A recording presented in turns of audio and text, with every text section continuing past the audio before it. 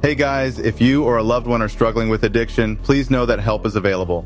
Call now at 833-999-1877 or click the Info Addiction Help link on the top right corner of this video. Addiction specialists are available to offer support 24/7. Hey, welcome to the Hell Has an Exit podcast. I'm your host, Brian Alzate. This show is not affiliated with any specific 12-step program. If you or a loved one is struggling with an addiction, please find a local 12-step meeting. If you believe you may need detox or drug treatment of any kind, please call 833-999-1877 to speak to a specialist. The show is sponsored by United Recovery Project, a state-of-the-art drug and alcohol rehab facility. You can visit our website at unitedrecoveryproject.com. Hey, welcome to Hell Has an Exit. I'm your host, Brian Alzate. Today I have Rocky on the show. Not your real name. That is my real name. That is your real name. That's my legal name. It's my dad's name. And I have a half brother named Rocky, too. Real white trash, North Carolina. Yeah. Two Rockies? Yeah, Is it after the movie? Both my parents are passed, so I never really got a chance to. I thought your mom died recently. No, my mom died and dad died 9 months apart back in 2013 and 2014. So I was using, and then my dad was in federal prison most of my life, and my mom was using. So that was never really important to me, like the origination of my name or anything like that. But now I'm like, damn, I wish I'd asked him. You know what I mean? Wow, you just never thought to ask him? Nah. Wait, were you close to your dad? So through letters. Even though he was in prison, like he keep in touch with you? He was very remorseful when he was in prison and would send me letter. My little sister didn't want to have anything to do. I was the only child, I would probably say, besides maybe one or two of my other six half brothers and half sisters that actually wrote back and communicated with him. Once he went to prison, because he was like pretty high up in a criminal enterprise or whatever, like a motorcycle club. So he got busted on the RICO Act. That was like a real life-changing occurrence when I was very young, because he was all over the front page news. I was in a private school. From what they saw, I was just like an embarrassing child and stuff like that's how I felt, at least. You know what I mean? I kept in touch with him for a long time. He made it to my graduation. Once he actually was released about a year before I graduated from high school. So he came. How'd he die? Just a weird motorcycle accident. All came from pride. Like he was just really hard-headed. The EMTs told him that he needed to go to the emergency room, and he refused. And they were like, you probably have internal bleeding. And sure enough, about an hour down the road, he passed out and died from internal bleeding. Jesus. So, yeah, that's where that would get. Your mom? My mom just died from the circumstances surrounding her, like the lifestyle of her addiction. Both of my parents were they both using? Yeah, but I didn't really get to spend a lot of time with him to even be able to get in touch with that part of him, you know? I mean, I've heard stories and stuff, but both of them, I know because my mom was using, she contracted HIV somehow and gave it to my father. So when I finally reconnected with my mother and she was dating another guy when I was around the age of 7 or 8, my grandparents raised me, so I was visiting her on a regular occurrence. There was a time we were in domestic violence court. I was about 8. My little sister was about 7. And I remember that her boyfriend at the time was on the stand. He was in custody. And the way that we found out both my parents had HIV was in a public courtroom. He yelled it out in front of everyone in the courtroom. Wow. And I was so ashamed. And at the time, like being that young of an age, you didn't have really any knowledge about what that disease was. You just automatically thought, oh, they have AIDS. I'm their kids. I have AIDS, so I'm going to die. And I was just like, so much fear and embarrassment and shame. I ran out of the courtroom with my sister and we held each other and cried. And you and your sister are close?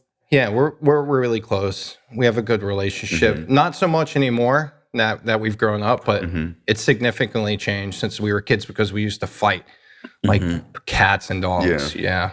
I don't remember you like struggling in recovery. How long you been clean now? Just celebrated 6 years in May. So I remember like when you first started coming around, you were just like so on fire for recovery from like the beginning. Like I remember you just like going to meetings and like getting introduced to people. Like you were like one of the few people that like came in and just like on fire, still on fire. Yeah. That's still how I live it today. That's how I feel about it. Like hasn't changed. No, it hasn't changed, and it just came from consistency and building a routine around recovery. Let's start like how your addiction started to unravel. I know that a lot of like the reoccurring feelings I experienced as a child is something that you probably experience and most addicts experience, just feeling isolated, not a part of, disconnected. So I felt like that from a very, very young age. And I remember the beginning of those feelings was when I was much, much younger, because my grandparents had me from the time I was 18 months old. And the way that custody transfer happened through my mom to my grandparents was life altering, because when I was of age and like able to understand life, probably around 9 or 10, I remember that some of my family members, and this might not be verbatim, but this is from what I can remember, is that my mom was on a long drug binge and she had been running from my father. It was a very violent, toxic relationship they had. She was so terrified that in this drug psychosis that she thought that my father was going to kill me or my little sister or something. So my mother got done with this drug binge, and she actually took me out of the car seat and left me in the front yard of my grandparents' house and didn't notify my grandparents because she was in such a deep psychosis from the drugs. And I sat out there and... How old were you? I was probably around 18 months old. Oh my God. In the hot sun, just for an hour. The only way that I was discovered was because my grandfather heard me crying. And they came out there and got me. So like from the very... How do you know this story? Just from my family members. They would tell you? Yeah. How would they tell it to you? Would it be like in a laughing, joking way, or would it be like, this is what happens? No, this is, it was... Like a serious thing? It was a very sincere conversation, yeah. Gotcha. I know that once I learned that had happened, that was where the beginnings of the feelings of feeling disconnected and stuff or abandoned. And it was just very difficult. You think people should not tell their kids stuff like that? Should not tell? I really think that that's just something that you just have to experience. Like it's really hard for me to say. Because it's like, what at 14 you find this out, and then it's like, like, I don't know. Yeah, I know. It's such a touchy subject. It's like you want to be honest with your children, but at the same time, it's like... Do they need to know that? Yeah. At what age do they need to know that? You know what I mean? How old were you when they told you? I would probably say 10, 11, somewhere around that. I don't think it was any of my aunt or uncles. I think it was probably my older sister and my older brother that had, because they have always been honest with me about what my mom and my dad did all throughout my life, for the things that I have no memory of and stuff like that.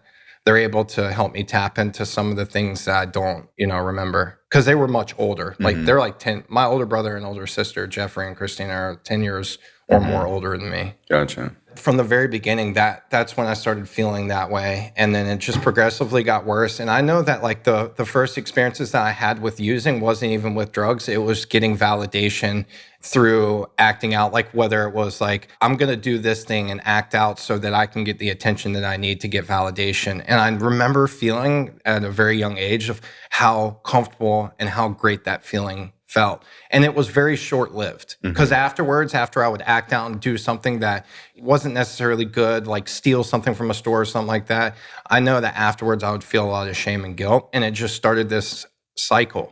So when I was first introduced into mind or mood-altering substances, I felt at home, It just continued that cycle that had already started at a very young age. So I know that it started out in the very beginning, just, having fun in high school, drinking and smoking and stuff like that. But I know from like looking back and doing inventories and stuff of what occurred at that time period, I know that after about a year or so of like smoking weed and like drinking regularly, there was a point where I gave up my PS2 for collateral to my weed dealer across the street. How old? I think I was probably like 12 or 13 or something like that. But looking back at that now, that's junkie behavior. You know what I mean? That's something we do to cop heroin or coke or something like that. And I was doing that way before I even started using those substances. So I know it was like that for me in the very beginning. And I had no awareness that was a problem, but that was just normal to me. So for me, like the red flags for me is like using alone. I was using alone almost instantly. as soon as I realized like you could get drunk, I'm like, let me just get drunk in my room by myself. You Yeah. know? Yeah. like what 12-year-old kid is like drinking beers watching Nickelodeon? You know what I mean? What are you doing, you loser? And like the beers were so gross that I would like do liquor, and like liquor was gross. So then I would like mix it with like Coke or something. And Yeah. I'd drink like wine coolers because they tasted okay. And then obviously smoking weed by myself. But yeah, like also like selling like possessions, or, you know, sneaking out of the house to get high by yourself. Yeah. Waking up to do it, you know, like. Yeah. Like all of the stuff, and, you know, figuring out if you're an addict, all those questions. But I know what's sad is that I was talking to someone yesterday. She was like, you know, telling me that she's been struggling with smoking dope on and off. And I know that from like her mom, I know that it's meth. And she says she's been doing it for years. She's probably been doing, I would say, minimum 10 years, right? And I was like, well, that's kind of how addiction is, da-da-da. She's like, oh, well, I don't really consider myself an addict because I don't withdraw. And I was just like, that's so crazy how people think. Like, like it's crazy how like somebody could have such a bad drug problem with like meth. Like, you know, it's not like, if it was marijuana, I'd be like, okay. But it's like, dude, we're talking about doing meth. Like, it's not a recreational thing. Like, if you're doing like meth, coke, heroin, Oxycontin, even Xanax for periods of time like longer than like 1 or 2 years, it's not normal. It's not normal. It's like, and I don't want to laugh because it blows my mind that like because like I think when I was using, like I knew like when I was smoking crack, I knew I had a drug problem and that I was probably an addict. But I guess I did have some denial. But it's just crazy how someone who does meth will look at a heroin addict and be like, wow, they're addicts. Yeah. Yeah, I think it ranges from person to person because I've heard so many different experiences. I've heard this with alcohol before. I talked with a family member where their loved one was they called from the hospital room, and the guy is literally in there waiting for a liver transplant and is still convinced that he isn't an alcoholic. Like, I feel like how insidious the disease of addiction is. Every turn that you take, it continues to surprise me still to this day. Even with 6 years in recovery, all this knowledge and experience, like, I still hear things where I'm just like, holy sh. And it's not like, I don't have like a judgmental feeling or anything like that. I clearly identify as like, that's addict shit. That's what we do, you know? If anything, the total denial of being an addict is more of addiction than the drug use. Yeah. You know, like the drug use is almost like whatever.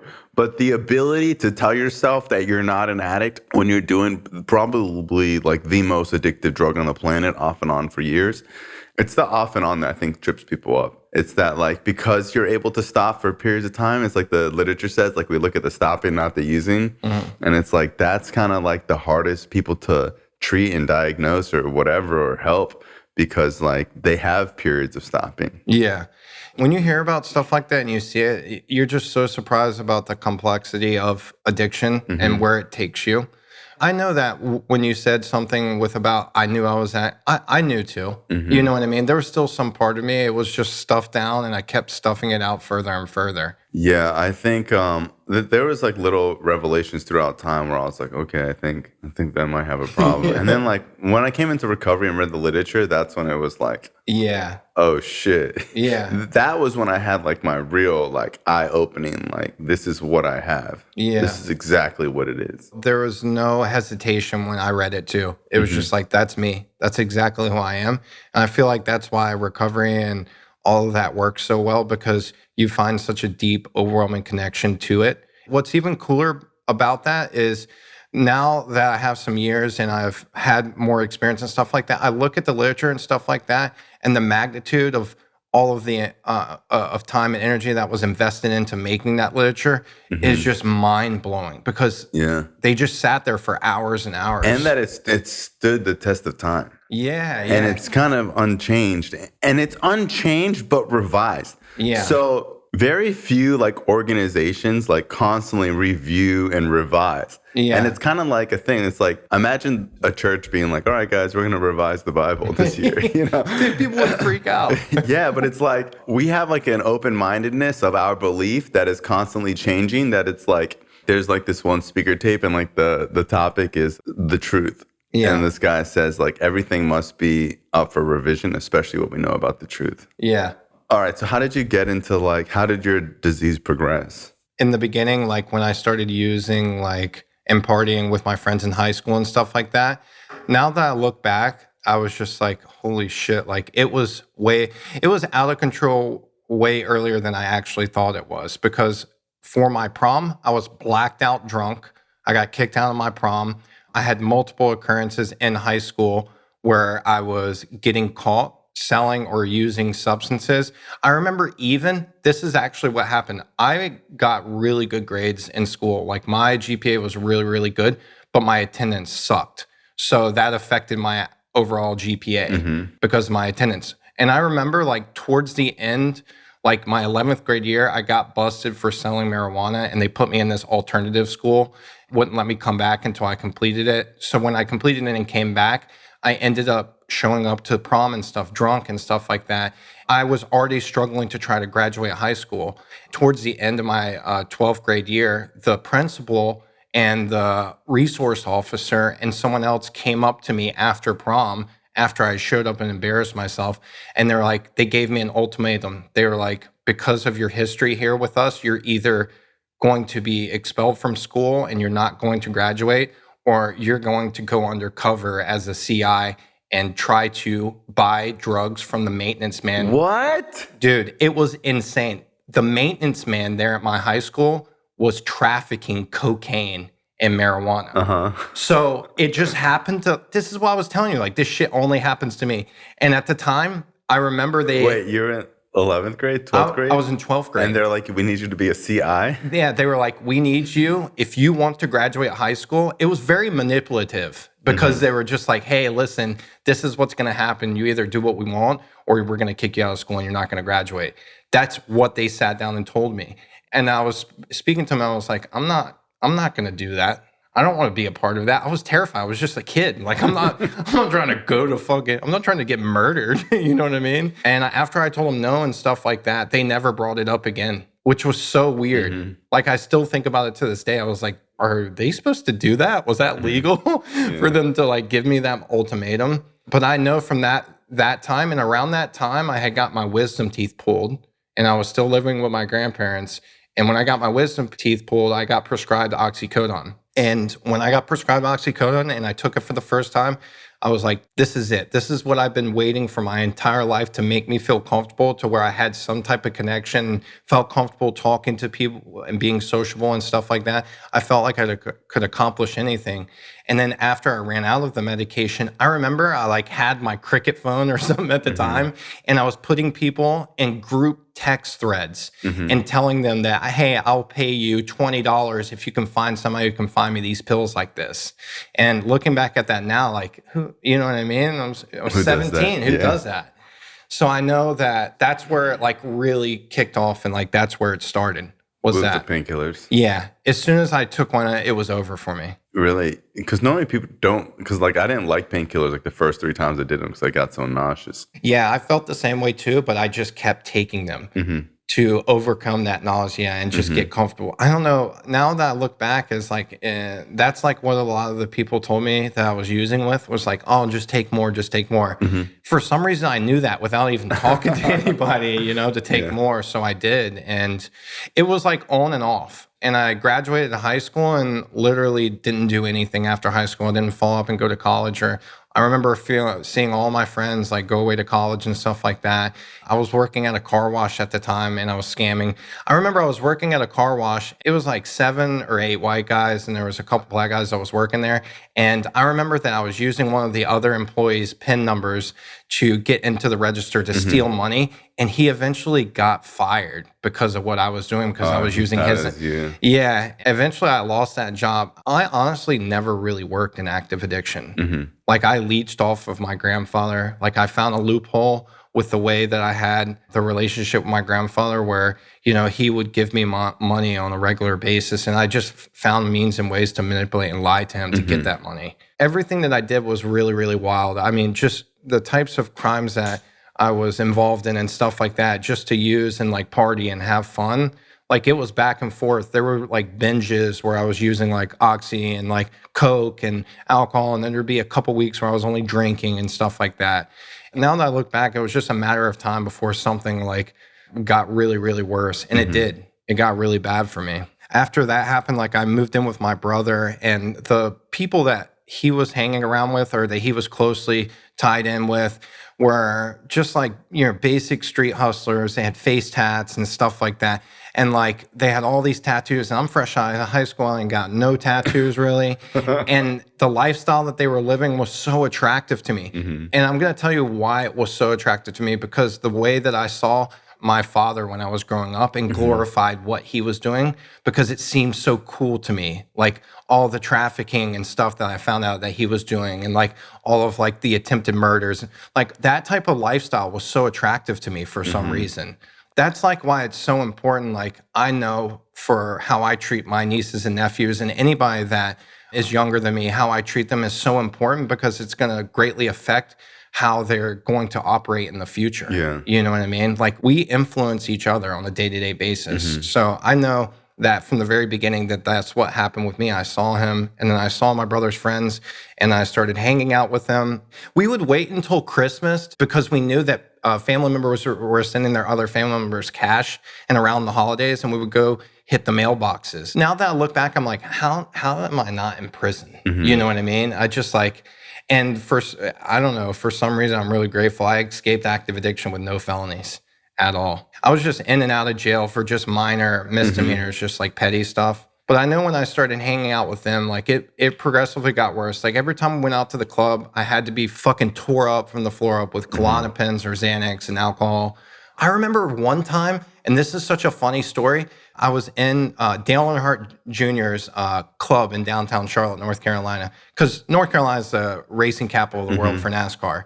So they have a lot of that stuff down there. And we were in his club, and I was with that crew and stuff like that. And I was on Klonopin, I was drinking it, and I was just fucking on one. I was just ready to go, and like that's how I was. I was just such a hothead that I was just ready to go and fight anyone. Didn't matter who you were or whatever. And I remember I went into the bathroom, and I was just like in that hazy fog where I was in and out of blackout. And I remember seeing this like poor like kid, like he was one of the ones that was like passing out cologne. What are those guys called in the bathroom? Yeah, they work in the bathroom. Yeah, they work in the bathroom. And he was like, "Hey, do you want some towels?" And I was like, "Did you call me a bitch?" And then my friend was like, he didn't say that. He asked you if you wanted a towel or something. And I was like, "No, you called me a bitch." And I just fucking punched him as hard as I fucking could. This poor guy that's just like trying to support his family and stuff like that. There were just like occurrences like that where I was just like, what the fuck was I doing? You know what I mean? After that, and things just started getting progressively worse. Like my brother would have conversations with me about what I was doing, just the lifestyle I was living, because he was the only one out of all of us that was like hardworking. He was an electrician, stuff like that. And he kept telling me, he's like, "I'm trying to set a good example for you because I don't want you to experience what your dad went through and your mom went through and stuff like that." At some points, especially, he was like a really good mentor because he was just trying to keep me away from that path. You know what I mean? We would just do like insane things. Like I remember just doing things and getting in trouble and having charges and waiting court dates and stuff like that. And I would not go to court. And then the sheriff would have to come and find me. And then I wouldn't answer the door. And then they would call out the dogs. It was just like a regular cycle of this type of stuff, this lifestyle. It was absolute insanity. Like I remember that, like going in and out of jail, waiting for a trial or whatever the case was, seeing a probation officer was like a part of my life. It was my identity. That's like who I was. Normal. Yeah. So like this trauma is being handed down to me from the generation before me. And I'm already starting the course of handing it down to my children and my nieces and nephews. So I look back now and I'm just like, what the fuck? When did you start getting like the tattoos? About 18 when I started hanging out with them. I remember my grandmother's name is she died right after my high school graduation. My grandmother's name was Virginia, but my grandfather called her Ginger. I was at the tattoo shop and I was texting my older sister and I was like, "Hey, I'm thinking about getting Ginger tattoo on me. Should I get it on my inside of my arm or my neck?" I don't know why those two. And my older sister's like, "Do your neck." It's like, all right, great advice. Nice. So once I got it on my neck, I just I was very impulsive. So when I would go to tattoo shops, I would be so intoxicated. I would just be like, "Hey, yeah, just give me that one off the wall right there." You know what I mean? So I haven't really gotten anything in recovery. Except you haven't got any more, right? Yeah, it just hasn't been like any sort of priority for me.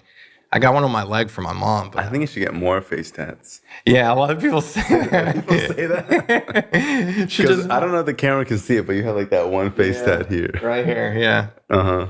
Yeah, and it's an upside down cross, and I didn't even know what it meant. Like, upside down cross? it's the worst. Wait, symbol. so you have a cross here, then you have an upside down cross here. Oh, do you see where I have an unfinished cross? There's two. There's one that was started and it wasn't finished. Do you see it? I see it. Yeah. So this is the funny thing about this story with how this. You have 4 crosses on Dude, I do. I'm from North Carolina, man. I just like learned to be white trashy. You know what I mean? These crosses down here, I remember I was on like a Coke binge and my little sister Megan, we were going to a tattoo shop. She was like, I'm going to take you to my tattoo guy, whatever. And she was going to get one too. So we get there, right? She says, you can go first. So the guy's kind of like a prick. He's talking to me.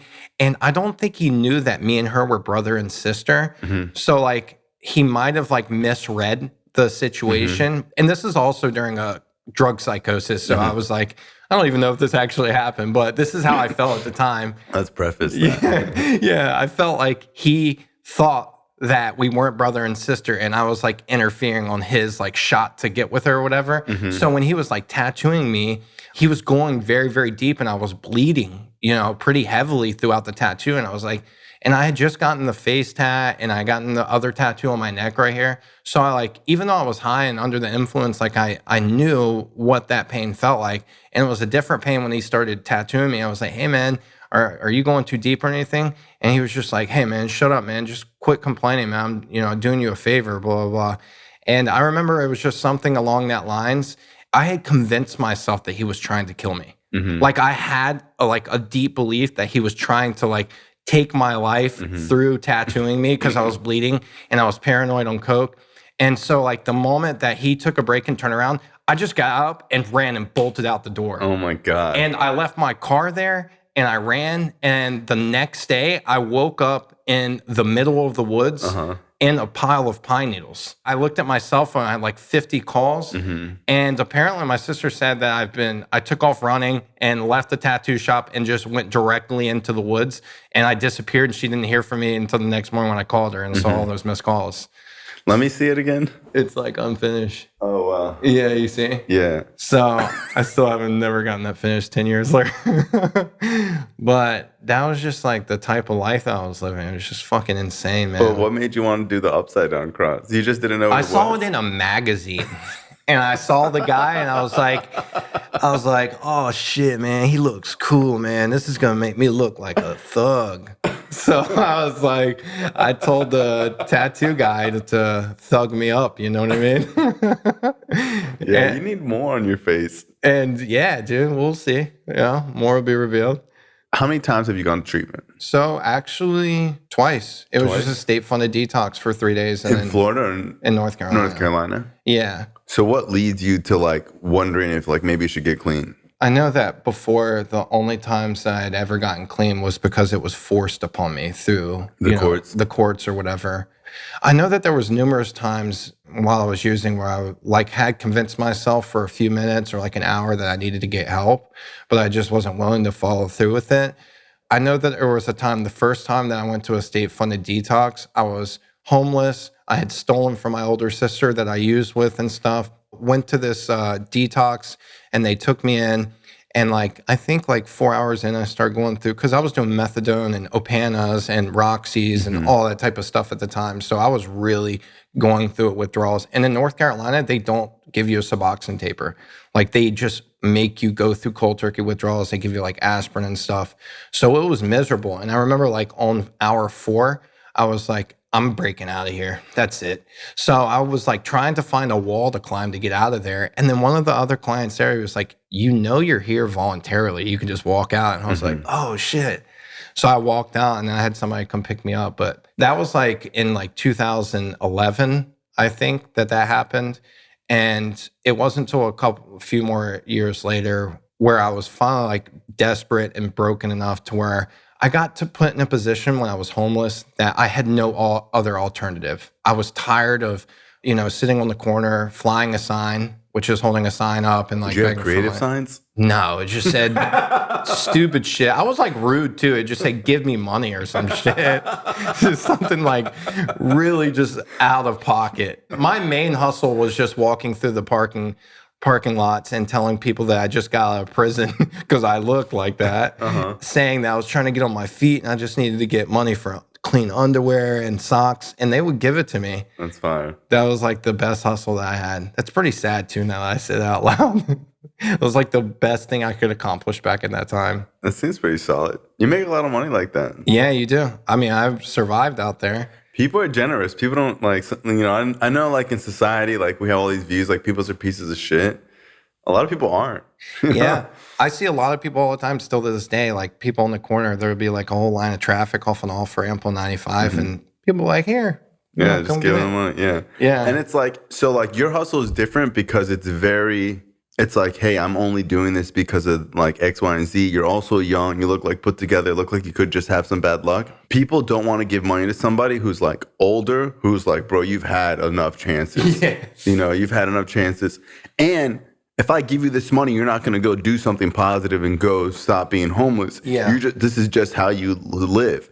So if I give you the money, you're just in like this predicament for a short period of time. Yeah. So like those are the hustles that get the most, like the big bucks. Like someone might give you like $40, $50. Yeah. But like on the corner, people are like giving like $1 or whatever. Yeah, the age has a lot to do with it. It's like the age and like the way like like if you're just like, hey, like, my car just broke down, it's more appealing than if someone was like, this is just what I do to get beer.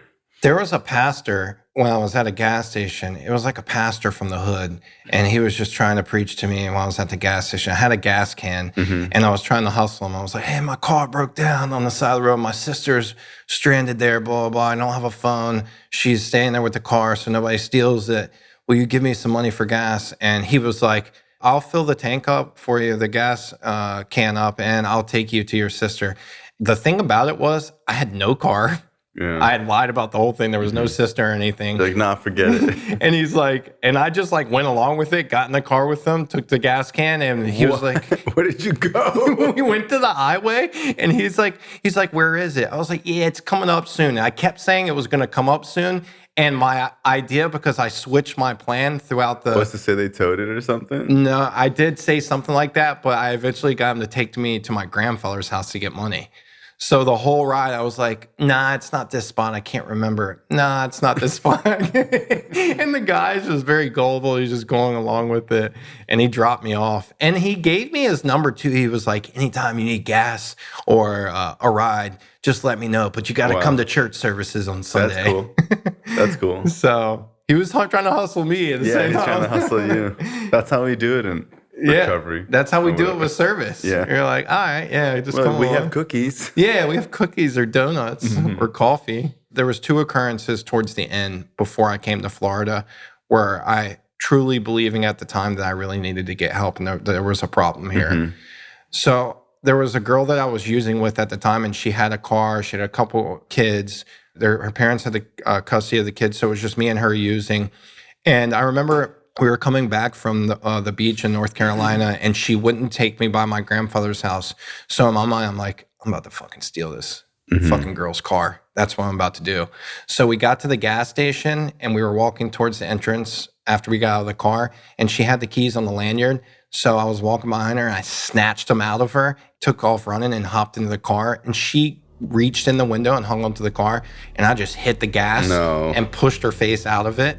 And she stood up and she was screaming, like wailing, he stole my car, all this shit.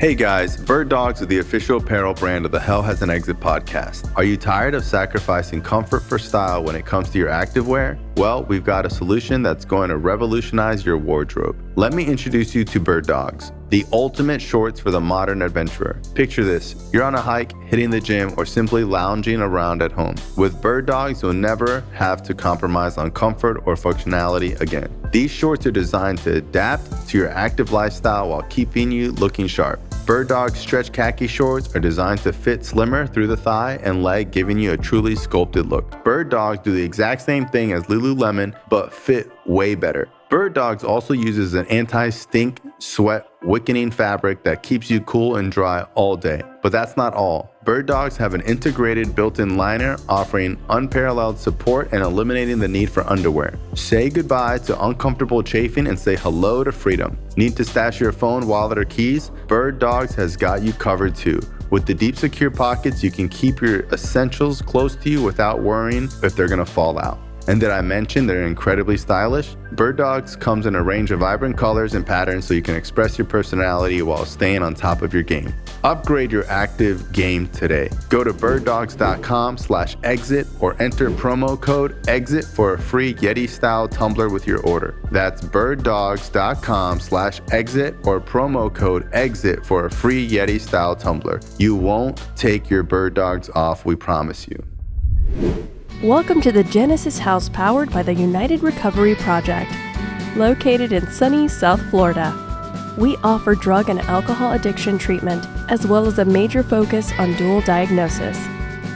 Our addiction therapy programs include behavioral therapy, 12-step facilitation, psychotherapy, life skills training, and more. At our facility, you can expect a low client-to-staff ratio, daily group therapy, weekly one-on-one therapy sessions, and luxury amenities such as volleyball, basketball, pool, chiropractor, personal trainer, yoga, massage therapy, and more. Contact the United Recovery Project today and let's create a better tomorrow. So after that, I went running heavy. I was just like hitting supermarkets, stealing just all this stuff. I remember like eventually like the brake pads went out on the car and it was just grinding metal over and over and over again, day in and day out. And I just kept remembering like, damn, I need to hustle up some money after I cop. I need to make sure that I get these brake pads replaced, which isn't that much money. And I just procrastinated and put it off for so long. Eventually, all of the brake pads went out and then the brakes went out entirely on the car. So all I had to rely on was the emergency brake to stop the car. No. But wait, it gets better, right? So I'm using the emergency brake to stop the car and it's not 100% effective. So anytime I'm speeding or coming up to a light, like I have to stop a lot sooner. And there were times where someone was in front of me, I was trying to go through a light and they would stop at the yellow light and I'd have to swerve and pull the e-brake and just pull all the smoke, screeching tires. And then eventually the emergency brake went out. So I had to stop the car by putting it in reverse. No. Dude, there was what? So I was coming up to car was it was a Pontiac G6 4-door. It was silver. I'll never forget it. And it was just completely trash from the inside out. Cigarette burns everywhere. The fucking brakes are fried. The cops never found the car? Or she never called the cops? Or? So she, later on, after I got like interrogated, after I got caught, the cops said that they couldn't charge me with Grand Theft Auto because I had the keys to the car. She was also using, so they didn't believe what she had to say. You know, they took the police report down and they didn't really follow through. I saw this crazy video about Akon, and Akon, when he was younger, him and his like brother had like this hustle where they would valet cars and they would just steal the cars. They would sell the cars and make like thousands of bucks on them from whatever. And then if they ever got caught, it would just be like a little misdemeanor because it's a joyriding charge instead of a grand theft charge because they have the keys. Yeah, that's kind of like what they told me too. They wanted me. How did you get caught? Oh, okay, this is good. So I remember I was leaving a QT, which is what Wawa is down here. Okay. I was trying to hustle some cigarettes out of the place or whatever because I had a fencer that was buying all the cigarettes. It was this corner store. And that was my hustle back then. So I'm going to leave and I couldn't get the cigarettes. It was too sketchy. So I go down to pull into this neighborhood. And remember, I had no brakes, no emergency brakes. So I've been using reverse to stop the car. I don't understand how you could drive the car like that? Yeah, I would drive the car like that. And if you put the car in reverse, it would stop, but it would click for probably like 30 yards or so. You would hear the transmission clicking. The tires are still moving, but you put it in reverse to stop the gears. Yeah. So it would click eventually, and then it would stop. And it was the sketchiest thing. Dude, there were times where I had to do complete 180s and pull and swerve into people's yards, just tearing up flowers and shit. Like, it was fucking horrible. People that I was using with, my drug dealers, were like, absolutely not. Stay the fuck away from us. I remember I tried to rent the car with no brakes to my drug dealer, and he was like, yo, don't fucking call me anymore. Like, why would you even call? I was so desperate, but I was leaving that QT. What drugs are you doing now? Oh, heroin. So Speedballing, coke and heroin. So you're shooting coke and heroin. And I had to have Xanax to balance out the upper and the downer. Landing gear. Yeah, had to have that. And I'm leaving the store. I pull into this neighborhood. It's like a semi-nice neighborhood. And I go to take a left into this driveway to turn around. And I'm not paying attention because I'm really high. And I go to turn in, and it's a downhill driveway. So when I pulled down the driveway and I tried to put it in reverse, I guess the gears were totally fried, so it didn't stop. And there's a huge, like 6-foot metal gate to the entrance of their driveway halfway down, and I just slammed through it. And I'm going like 25 coming down this hill, and I see this open garage, like this guest house with the open garage, and then this huge, like, display of flowers and like vegetables and stuff. And I'm like headed straight for this fucking SUV and this car in the garage. And I just at the last moment swerved and just fucking destroyed all the flowers and veggies and what she had growing out there. And I remember getting out and just terrified. And then I saw the old lady looking out the window like, why the fuck did my flowers? Like, that's all she cared about. I felt so terrible. And I took off running. I hid underneath the underpass for a while. And then I saw the police helicopter. And I was like, fuck. So I walked back up to the scene of the crime. And the cop is like, have everything blocked off because they don't know what happened. And I walk up to the cop, and the cop's like, hey, man, get out of here. We got a crime scene, blah, blah, blah. And I was like, no, I actually did that. And he was like, why would you do that? Because I was homeless. At that point, once I lost the transportation, I was done.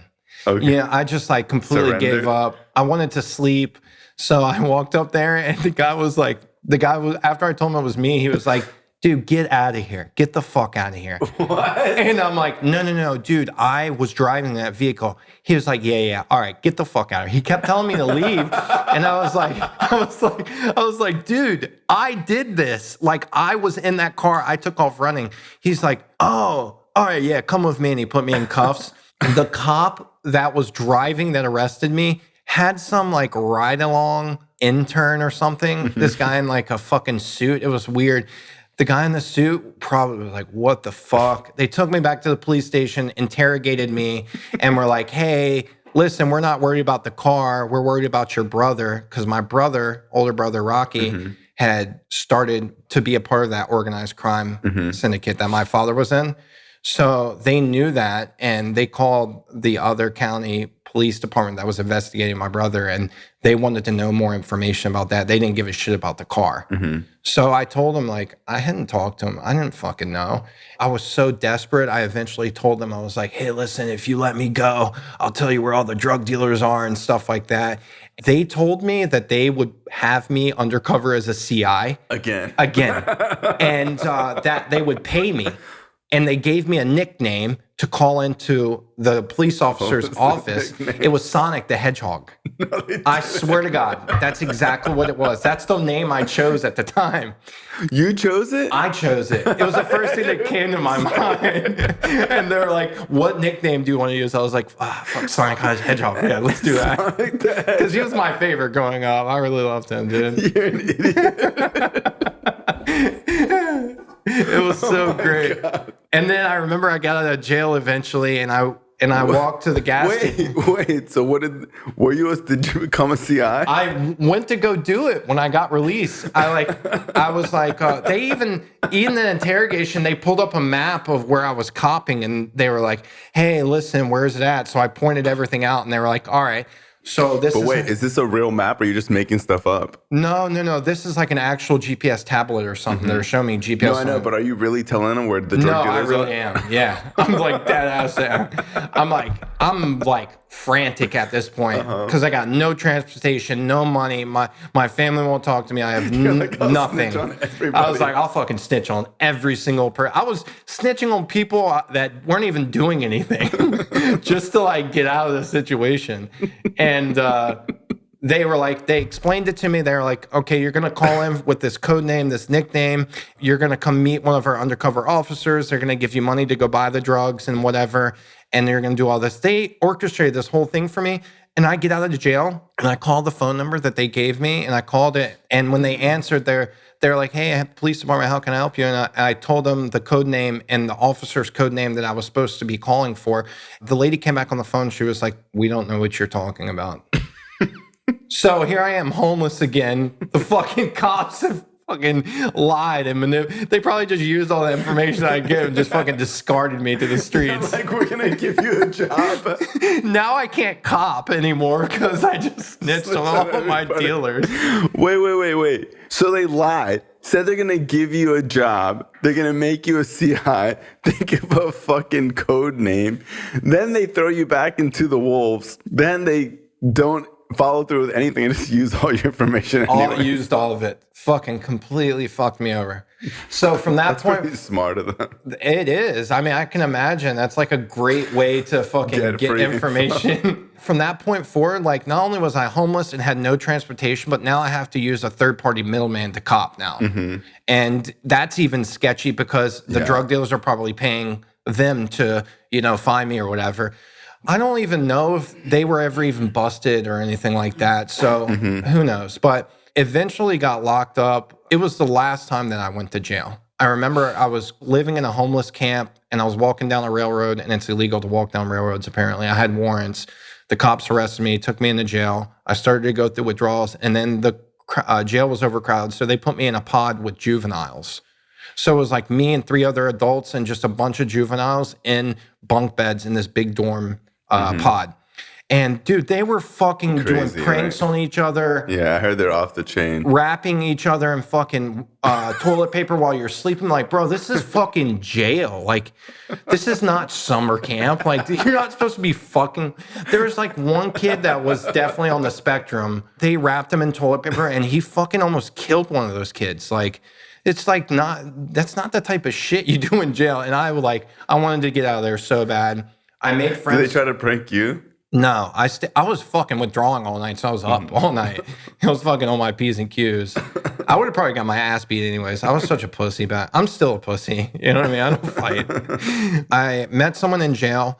He was about to get out, and he was like, hit me up when you get out. I'll give you a place to stay. Mm-hmm. And he was an addict too, so it was a great idea.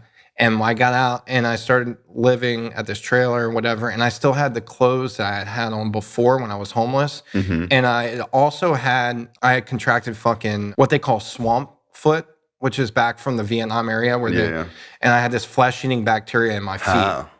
Just from not taking showers. From being homeless? Yeah. And just being hot and sweaty and not taking showers. But I still had that, and I was going to this girl's house with him, staying there, and I did meth for the first time. How was that? It was terrible, because it was like euphoric feeling of wanting to commit suicide. Like I was calling, and I just thought it was such a great idea. I was going to jump off the second-story balcony and land right on my head, and like I was on the phone with my older sister or something, like walking her through what I was about to do.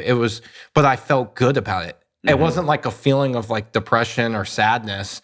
Like it was like an overwhelming feeling of euphoria to where it was like exciting to kill myself. It was and I never did meth again. But after that, shortly, those people I was using with kicked me out. I was sleeping out in the woods by myself. I had no money, no anything. And the girl that had just kicked me out said, hey, listen, like, I don't know where I can take you, but you can't be sleeping in the woods next to my trailer. So she kicked you out of the woods. She kicked me out of the woods. That sounds so bad. It's like, how bad did you use? She was like, yo, you can't stay here. Then you go to the woods. She's like, yeah, you got to be out of the woods. Yeah, you can't stay in the public property next to me either. Because I remember she was going to work one day and I was covered in, I had these big like leaves and stuff covering me because it was cold at the time. And she stopped the car and she was like, "What the fuck are you doing out there? I thought you left days ago." And I was like, "I didn't have anywhere to go. I was starving. I didn't eat anything in days." So she eventually said, "Hey, I'll take you somewhere." I had nowhere to go. And that was the moment where I was like, I need to get help. So I went into state-funded detox. And then towards the end, I had already made a plan to leave and go stay with my childhood friend, Jeff. And I hadn't even talked to him. So I lied to my counselor, said all this stuff. And I was going to leave. And the counselor like fought for me and advocated for me. He was like, "Hey, man, let me get you set up with the Salvation Army before you leave." I had no ID or anything. He printed out my mugshot as an ID, got me into the Salvation Army. I remember HHE&x came in. And I didn't really pay attention. I sat in the back and just fucked around. And I was in the Salvation Army for a while. And then I went out. I'm a big advocate of the Salvation Army. I love it, dude. It's crazy, bro. It's such an amazing program. It is. And like, people say all this shit like, "Oh, it's fucking Christian brainwash." It's like, bro, people have nowhere to go. Yeah. And they'll take anybody. That's why, like, when people are like, "Oh, you need help," it's like, dude, if you're not willing to go to the Salvation Army, it's like, do they feed you? They fucking feed you like crazy, man. They help you apply for food stamps. They have like an entire buffet of food. It was great. Coming from being homeless and like sleeping in the woods, I was like, this is fucking awesome. I was like, yeah, I love Jesus. I love the Bible. I just like acted it out. Like, I got crosses everywhere. Yeah, dude, look at me. I love it. And they're like, what about that one on your face? I was like, he put it on wrong. Okay, hang on. What was the structure like? Did you not like any of it? It wasn't that I didn't like any of it. I don't really know what it was. See, the thing is, it was really disappointing because I went out on July 4th. After 30 days, you can leave. And 3 days after my Like, leave, or go outside? you can go outside and you have to come back by curfew. Yeah. And I did that. And the first night I did that was July 4th. And I went out, saw the fireworks. And my friend Jeff, who's super unreliable, and he had me late by like 3.5 minutes and they kicked me out. 3.5 minutes. Dude, they would kick you out if you were 30 seconds late. They kicked me out and I stayed with him for a while. What an amazing lesson. Like, people might think that's ridiculous, but it's not. It's it's bro, not. You know, we're doing so much for you. The least you could do is be here on time. And like, some people hate stuff like that, but it's like, you got to draw the line somewhere. Yeah, you have to implement Because if you say, consequences. okay, 30 minutes late is fine, everyone's going to show up 30 minutes late. You know what I mean? So it's like, that's how the world works. Yeah. Like, when I was like getting clean, like, that shit used to piss me off so bad. Like, what's the big deal? It's so stupid, whatever. Were you pissed? I took responsibility. I knew that I was supposed to be back. You know, it wasn't like where You weren't like blaming Jeff. Yeah, because I was so burnt out at that point. I feel like that was such an important moment in my life because I was no longer playing the role of the victim. It was like my first time in my life where I had like coughed up and like took responsibility for my actions. And like, although I didn't stay clean then, but it was just like a really important lesson that I learned then. And I stayed with my friend Jeff. And this is what's crazy. This is like where I like truly believed and knew that I was an addict. It was a moment I was at his house and every day I would wake up, I would see a bottle of like Kahlua and a bottle of rum in the cabinet. And I was obsessed with wanting to drink it. I had such a desire to want to use. It was so overwhelming. I had never really been like clean before to where You had to resist it. where I had to fight it off. And I got into another program and they wouldn't let me use my cell phone or some shit. And I ended up leaving and I stole this other kid's phone and I got drunk on a fucking bus bench drinking Mike's Hard Lemonade. That was my thing towards the end, drinking Mike's Hard Lemonade. I don't know why. It was just so fucking good for me. It was such a loser. You look like a Four Loko kind of guy. Yeah, I was too, but Mike's just did it for me at the time. It was so cheap. But I got drunk at the bus stop and the cop woke me up. He was like, you can't stay here. So I tried to go get into the psych ward. How old are you at this time? Like 26, 27, something like that. It's crazy to be that age and being like, it's so bad. So terrible. With society, because a lot of people are really bad drug addicts, but in a society sense, they still have like a place to live, maybe a little bullshit job, you know? Yeah. Like, there's people like banging like $300 of heroin a day, but like they have like a little car or they have transportation or like a place to live. Like, they're still just That's like why I they're see like a feral cat. you see like 50-year-olds who are still heroin addicts and are homeless, and you're like, how the fuck have you survived out here for that long? Like, kudos to you for fucking being a resort, but like, what the fuck? Bro, in Florida, I can't imagine it. When I see these people that are homeless, I'm like, dude. Yeah, it's fucking scorching out here. So it's like, what? You take any... That's like when people talk shit about homeless. Like, dude, you wouldn't last one day. Yeah. You wouldn't last one day out there, okay? Dude, that's what pisses me off. And I find myself being judgmental, but it's very short-lived. I eventually just like identify what it is and let it pass. But there's just a lot of things that I see now, like where they're just like, oh, I can't do this. I can't get to this meeting, or I can't stay clean. And it's like, bro, do you know what I went through to get clean and stay clean? Like, you don't even understand the magnitude of how severe my addiction was and what the circumstances were. And how much effort it took. Yeah, dude. And that all came from just like an invaluable gift of being so desperate and willing to do whatever it took to stay clean. I'm forever grateful for that, because a lot of people don't get to experience that. Even with people I know, I have friends who have been clean for years that still haven't like experienced that overwhelming feeling of gratitude for the willingness that they have to be a part of recovery and stuff like that. It doesn't mean that I'm not going to be friends with them or anything.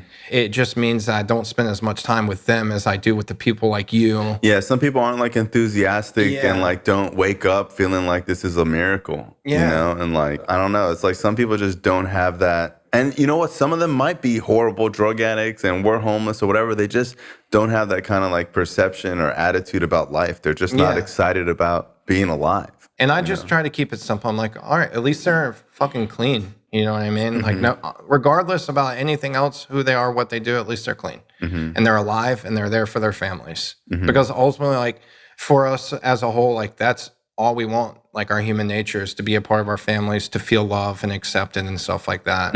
What led you to getting clean this time? Somebody had got me a scholarship into a halfway house. So I never really got to experience the whole treatment experience that most people did. So I got a scholarship, went down to West Palm Beach. I actually got almost left by the... Wait, how did you leave North Carolina? So I was sitting outside that psych ward. They wouldn't take me because I had no mental health. It was only substance abuse. And I did this thing where I made a pity post on Facebook about how I was going to kill myself. I had no reason for living. And one of my friends that I had met at a high school party, his name's Dion, he reached out to me via Facebook and he was like, hey man, do you have any insurance? And I was like, no. You have any money? Your family? I was like, dude, I don't have anything. He hit me back like an hour later. I'm sitting there with a bag. I think I know him. He's pretty popular on Facebook or something. Yeah. He does like marketing. Yeah. He like, has a center down in, up in North Carolina. Yeah, he owns a treatment center now, right? Yeah, it's Carolina Centers for Recovery. Wow. I think. Yeah. That's cool. So he got you clean. Yeah, dude. He hit me up an hour later and he was like, hey, listen, Rocky, I got you a Greyhound ticket and a scholarship for 1 week in a halfway house. And I was like, I don't have any money. He's like, that's all right. He's like, one day when you're able to give that opportunity to someone else, you do it. That's how you can pay me back. And so the bus was leaving like 14 hours later, like the next morning. I went to the bus stop and at the Greyhound and waited. And they brought me down here. I almost got left at the gas station in Georgia. I had to run after the bus because I spent too much time in the gas station. But I got down here to West Palm Beach and I was in Riviera Beach, just in the middle of the fucking hood. I know it very well. Yeah, I just showed up and I was just so grateful. I was like, oh, this is the beach? And there's just like fucking trap boys on the corner. I'm like, I don't care. The beach is right there. Constant crime scenes going on. Just like murders happening everywhere. I was just like grateful. And then I was still convinced at the time that I could still drink. There was multiple occurrences where I relapsed because I still thought I could drink.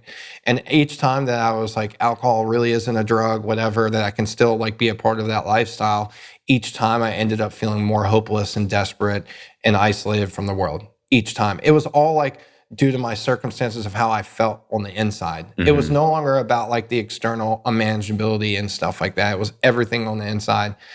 The first NA meeting that I went to down here was at the 12-step house. I believe it was either Mainliners or Star Group. And I had went to that group. And after I got out of the meeting, and I went to Seventh Heaven a couple times, and I got out of the meeting, and I remember seeing... Were you skeptical about recovery and meetings and stuff? Or were you like a believer instantly? No, I guess I was skeptical because I didn't stay the first time. I had reservations because of the alcohol. So I got a sponsor, and when I was sitting outside the meetings, I would pretend that I was on my phone. So no one would approach me. But also, too, there was a deep gnawing feeling that I wanted to be a part of. I saw how people were chopping it up and having fun. And I remember that. And I also remember that people didn't come up to me despite me being on the phone. So I remember that it was like deeply ingrained to how I operate in recovery now. But I remember I got a sponsor. I started working the first step. And then after 6 months, I went out and drank. And I eventually ended up homeless again. I was using Coke and Xanax again. There was a moment of clarity that I had that it talks about in the literature where it's like, hey, listen, you have this moment of clarity and you're absolutely willing to do whatever it takes to stay clean. And you're open-minded to anything that you need to do to stay clean. And that was the feeling that I experienced. I was like, I have no other alternative but to try this. So when I got clean this time, I still had reservations. I still had all my drug dealers' phone numbers on my phone. I still had a hydrocodone bottle that I was keeping that was empty so that if I wanted to cop, I could put it in the bottle and get away with it halfway. And eventually I got a sponsor. It was Mark H. And he started sponsoring me. He started taking me around to these meetings and introducing to all these people that... Can we talk about how he does this thing? So Mark, he's like retired. But, he will grab someone and introduce them and take them everywhere. Which, dude, when I sponsor someone, I'm like, call me for, every single day. After day 7, I'll give you your first step. I'll say, I'm not going to, answer every single call, but we're going to get to know each other through the step work. Yeah. And, after a while, we'll, go to some meetings or something like that. Yeah. And, that's kind of, my approach. Yeah. And I feel like I'm kind of like that because when people ask me to sponsor them, they think we're going to be hanging out every day. Yeah. And I'm like, no, bro, we need to do writing and reading. And you're going to write and read, and then we're going to go over it. Mark, it's like, yeah, come on. Yeah, come on, man. We're going I remember he took me the first. And then he introduces the newcomer with one day clean, like a celebrity. He's like, hey guys, you got to meet this person, He's like, look what we have next. Yeah, it's this guy. He's so excited. Have you met Rocky yet? Yeah. Oh man, you got to meet him. He's got a face tag. You can't forget him. And then he would just, he does that. And it's a part of who I am today. What's so uniquely different about recovery is that when you start coming and you start working steps and you get involved with service and stuff like that, the people that you have closest to you, you have a part of them in your personality and who you are today. I can see myself doing stuff some days and I'm like, that's something Mark would do. Or I'll do something like, that's something Brian or Mikey Av would do. Or something. I find myself doing that, but it makes it unique because it's who I am. I have a combination of all of these experiences I have with all these people that make me who I am today. And it's really cool. But he did that, man. And I still do that to this day. That's the funny thing about sponsorship. It's been different experiences for me because there are guys I've sponsored where it's naturally, we developed a friendship. And there's some where they hang out with different people and that's okay. Ultimately, sponsorship is more important than any of that, personality shit, for me at least. Yeah, he did that for me. He mainly introduced me to people with time. And he would get their phone number, take it. He wouldn't leave the two of us until we exchanged phone numbers. And I collected all these phone numbers very early on, even 90 days clean. I remember sitting after meetings and walking up to those people that were doing what I was doing when I first tried to get clean, where I was on my phone, distracted, trying to pretend that I was, doing something because I was too terrified to be a part of. And I would sit and spend time with them individually. And there's a lot of people that I know to this day that are still clean. And I know that that's so important for me because it was so needed and necessary for when I first tried to get clean and it wasn't provided to me. So when I go to meetings, the chop is great. You look for Sometimes you forget what's important. Yeah. You know what I mean? Because sometimes you go to the meeting and it's who's speaking, who's getting a key tag.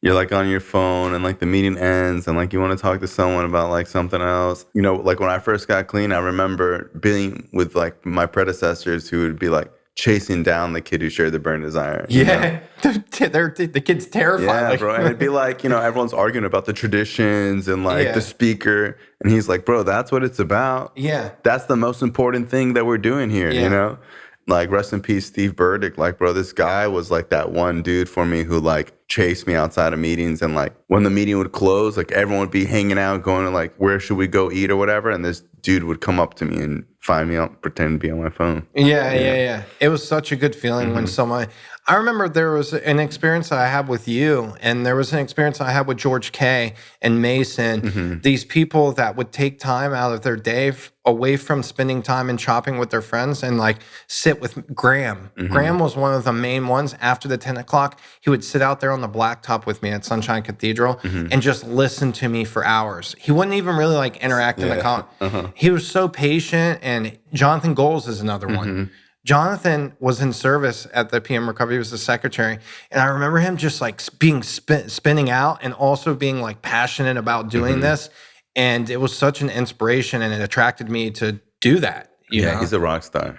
All of those guys, man. I can go on and on with those people. And really, it's not so much important the name. It's like what recovery does. Yeah. It's crazy how like impactful we can be, because it's like, most people live their life like, dude, if you give that homeless guy $5, is it going to make a difference? No one really like does volunteer work. And like, even if you do, like sometimes you don't feel like you're making a difference. But like in recovery, you really can. Like, bro, remembering someone's name. Like I remember the first time someone remembered my name. So excited. I was like, dude, that dude remembered me. Or like, you know, like I belong here. And like, you can buy someone a sandwich and like, they'll fucking remember it for the rest of their life. You know, like it's cool. Like what we do in recovery is like, it's unmatched like any other thing. Yeah, it's very unique. And I remember because people are there like on the worst day of their lives. Yeah. Or just after, you know? Yeah, it's so important that we're very aware of how we're treating each other and also treating the newcomer, because it's important to see how we're treating the newcomer, but also it's like you're treating the newcomer with like connection and love and stuff like that. But if you're turning around and treating your friend like a piece of shit, it's going to be very unattractive, and it's contradicting to how you were treating them. So then they're like, what the fuck? I'm very aware of like what I do and how I treat people to the best of my abilities. I'm human. You know, we have days where we feel uncomfortable with ourselves and we might hurt someone's feelings and we cause harm, even recovery. Like it happens. Like I know that that's the experience for almost everyone that I know, where we've done something in recovery that we were ashamed of and we felt guilt, and we did it again maybe, but we still like was consistent with our recovery and tried to stay clean. I was talking to my friend Chris, and we were talking about like, what is it about people that like we do or don't like or whatever, and like we both came to the same conclusion. Like I really like people who are enthusiastic about carrying the message. Yeah. Like when someone's enthusiastic about carrying the message and like they make that a priority in their life, it's hard not to like that person. You know what I mean? Like you just end up like just having a lot of like admiration for people like that, because like they're doing something that's bigger than them. There was one moment a few years back where I had this occurrence, and I guess I would call it an awakening, to where I had a list of resentments towards people.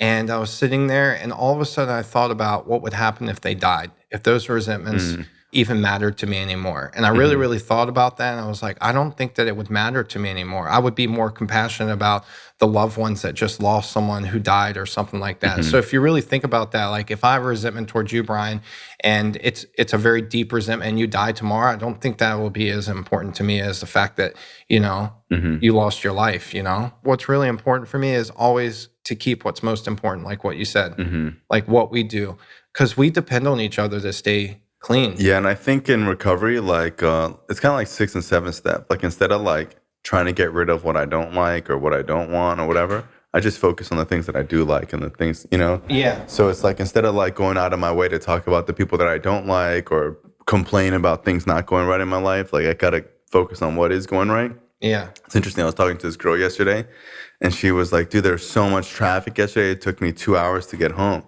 And I thought she was like, you know, complaining. And like, I wasn't mad. Like, who wants to sit in traffic 2 hours?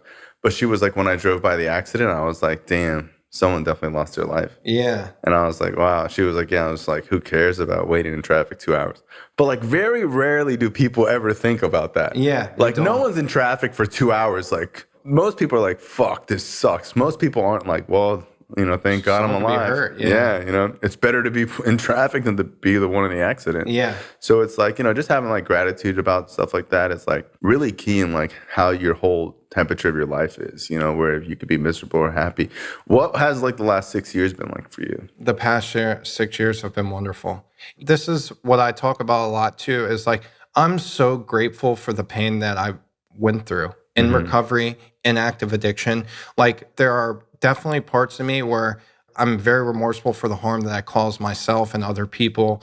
And I wish it didn't happen the way that it did, of course. I think about it a lot of those times, but I would not change anything. Like, I don't think that if I went through that desperation and that hopelessness and sadness and stuff like that, I don't think that I would have the level of gratitude that I would have today. All of those experiences I have had in recovery, whether in relationships or with friendships or new jobs or leaving a job or whatever the life has brought in front of me, like, I've remained gratitude and consistent with my recovery because, like you said earlier, is like that passion, that fire that I've had from the very beginning hasn't changed. There has not. And this is what gets me. A lot of people will say, man, wait till you get kids and wait till you get a wife and then you get more responsibilities at work. You're going to see that your connection to recovery. And I'm like, fuck that. No, like, recovery is my number one priority. It would always be that. And Mason said something that he heard Mikhail say in a step study meeting. And Mikhail was talking about how he is going to stay clean for the rest of his life, even though this is a just for today, like how we plan for the future and how we have faith in ourselves that we're going to stay clean for the rest of our life is by staying clean just for today. Yeah, and it's like a lot of times people don't understand like the just for today mentality. Like, it's like a weak mentality. Like, oh, well, I could relapse tomorrow. But it's also like if someone said like we could die tomorrow, you know what I mean? It's like not that different, you know what I mean? So it's like I'm aware that relapse can happen, and I'm humbled at the fact that I know that I can relapse at any point in time. I'm also aware that if I continue to do the work, I'll continue to get the same results. You know, I always use like the gym metaphor. Like, if I consistently go to the gym and eat healthy, like, I'll stay healthy. There are like crazy things that can happen. Dude, you get into a car accident or whatever. So like, even though I know like my recovery is like super solid or whatever, like, you don't know what like a death of a family member, a car accident, and something, you know, being in the hospital and having to take pain meds, and like, dude, you might end up abusing those pain meds. Like, crazy things happen. But with that being said, like, when I'm going to meetings and have a sponsor and working steps, I'm pretty confident that if I continue to do that, I'll stay clean for the rest of my life. Yeah, I absolutely trust that without a doubt. Those suggestions and the key tags, as long as I'm doing those consistently and what's consistent for me. Because what's consistent for me is obviously going to be different for the next person. But I trust and know without any doubt or reservation that if I'm doing those things, then everything is going to be okay no matter what happens. Hey, well, thanks for coming on the show. For sure. Love you, dude. Yeah, I love you too, man. This show is not affiliated with any specific 12-step program. If you or a loved one is struggling with an addiction, please find a local 12-step meeting. If you believe you may need detox or drug treatment of any kind, please call 833-999-1877 to speak to a specialist. This show is sponsored by United Recovery Project, a state-of-the-art drug and alcohol rehab facility. You can visit our website at unitedrecoveryproject.com.